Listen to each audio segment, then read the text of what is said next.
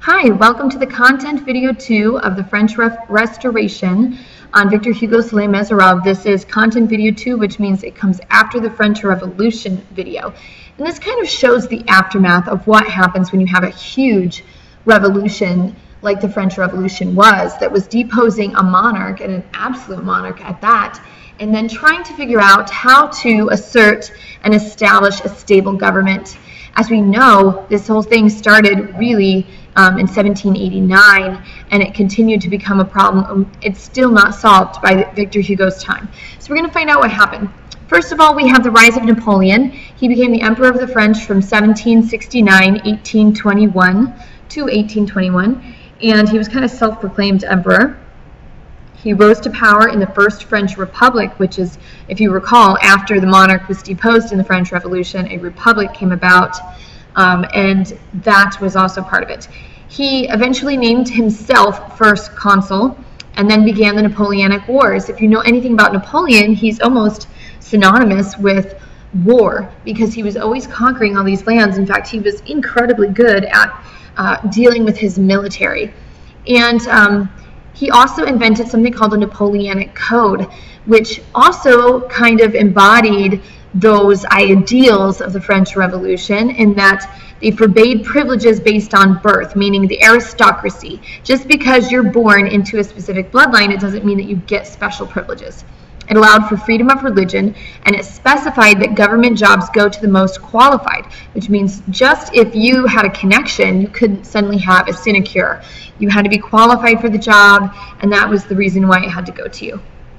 So some of these things went with the French ideals of liberty, equality, and brotherhood, which were the key phrases of the French Revolution. Liberté, égalité, et fraternité.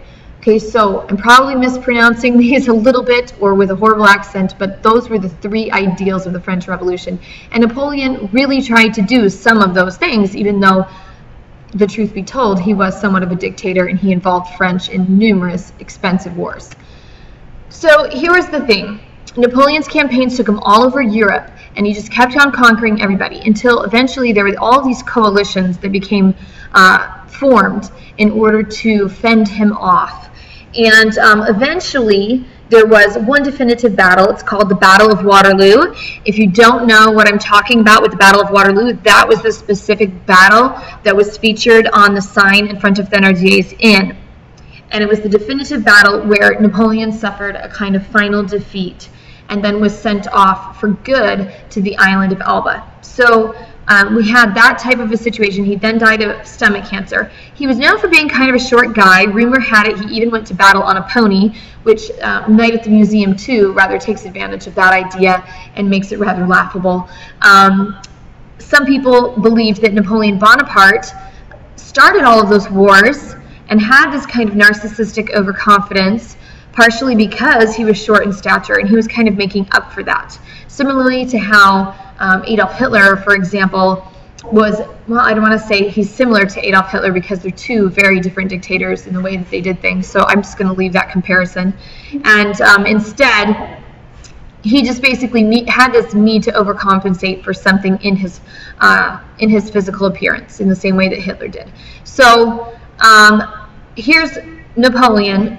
He had some really good ideals. He paid his military men well. So if you were in the military, you really enjoyed a lot of privilege because he valued his military. And so a lot of people went into the military profession at that time, and they were well compensated.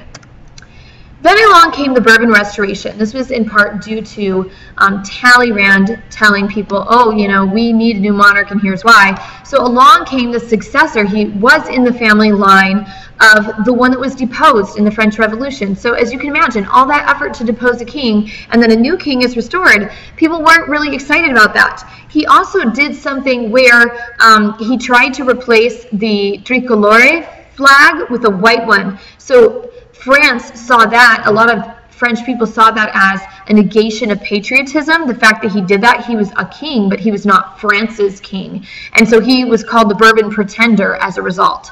Okay, so here was the deal with this. Napoleon was offered to stay, but he would have had to relinquish some of those territories that he had captured, and he didn't want to relinquish those territories and restore France to, of course, where it began. It was like all that military work for nothing. So we had this monarch.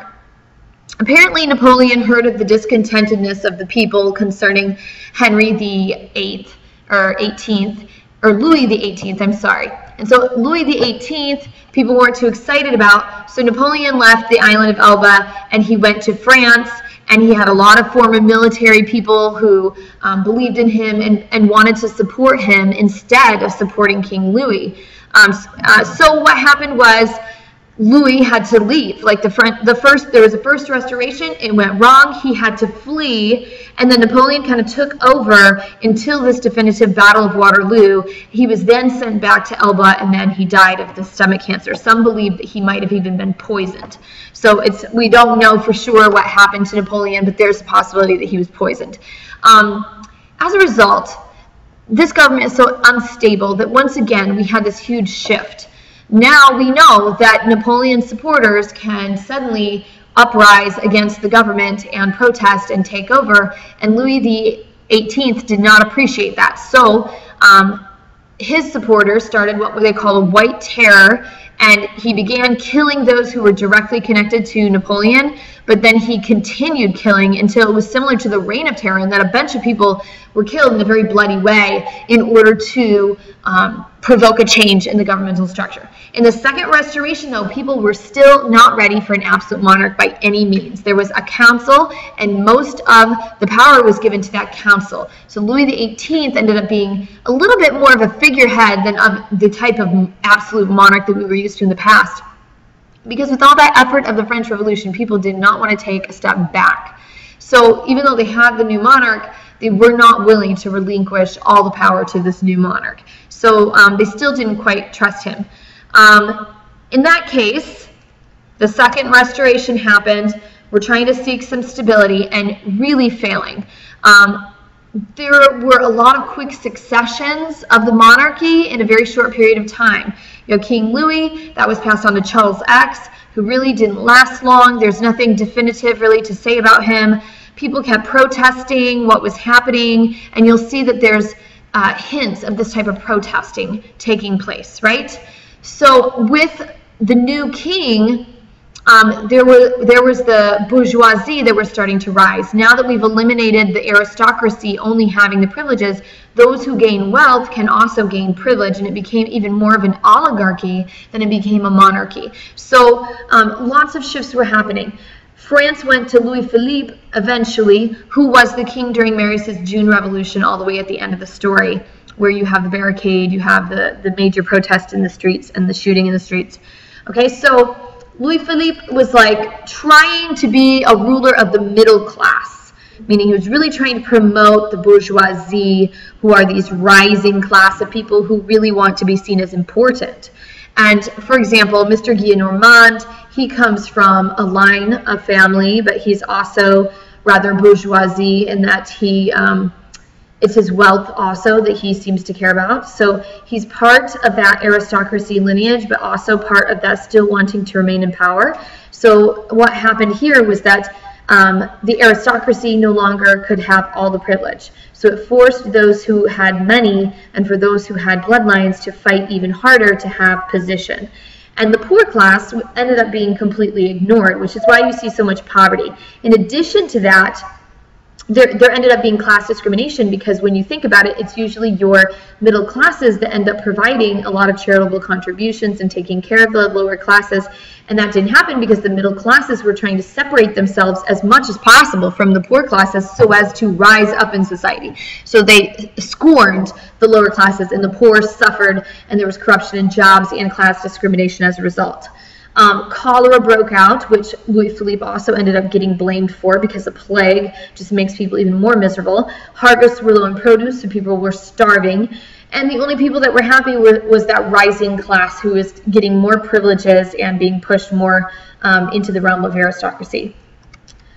So just to show you, this is an image from a play version of Les Miserables. You have right here in the middle, this is Enjolras. You have Marius over here, and you have a wide variety of people. This one might be Eponine, we're not quite sure. But There's a group of people here doing the June Revolution, and I just wanted to show you some of the lyrics. So I'm going to go here for a moment and show you the lyrics to a song that is associated with the musical. It's called Do You Hear the People Sing? And Enjolras is really the rebel, the archetype of the rebel. You don't hear a whole lot about Enjolras in the abridged version, but he's really the one that's inciting this revolution and is the more violent hand of the revolution. And Enjolras says, do you hear the people sing, singing a song of angry men? It is the music of a people who will not be slaves again. When the beating of your heart echoes the beating of the drums, there is a life about to start when tomorrow comes. And it's basically a call for freedom, and it also says the blood of the martyrs will water the meadows of France. So some of them feel like this revolution of trying to have freedom, of trying to have rights, what was started in the French Revolution, it still isn't quite finished. Even after the restorations, we're still fighting to be free, and Enjolras especially believes this means being free from a king. So those ideals of the Napoleonic Code is what they're really looking for, and they are looking to not be ruled by a king anymore. They feel that the king is just keeping them in this miserable position with these his ignorance and distance from the people. That was one of the biggest problems of the French Revolution, was that there was such distance from the people.